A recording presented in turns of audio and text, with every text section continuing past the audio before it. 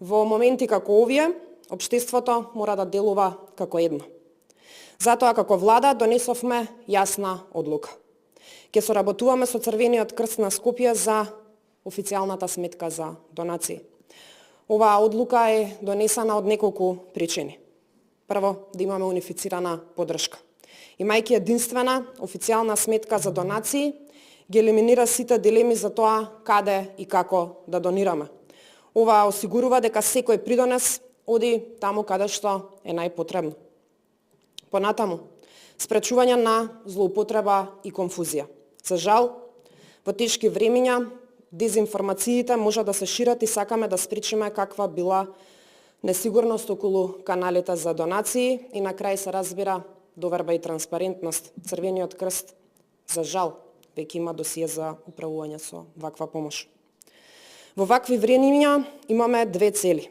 Прво, силна борба и одговорност за секој еден кој на било каков начин е одговорен.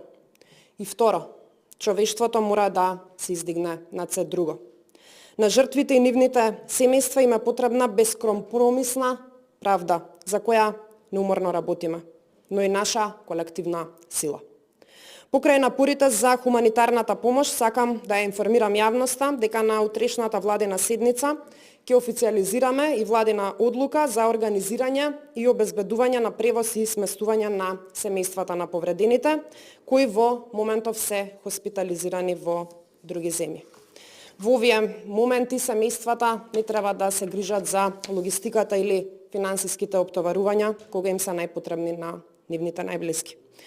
Затоа владата ќе превземе одговорноста за покривање на трошоците за транспорт и сместување, обезбедувајќи семејствата да бидат покрај своите најблиски.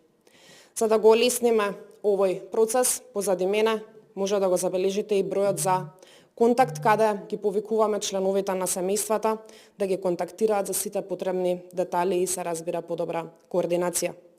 Ги повикуваме сите семејства да искористат оваа линија за да можеме ефикасно како влада да ја организираме поддршката што им е најпотребна.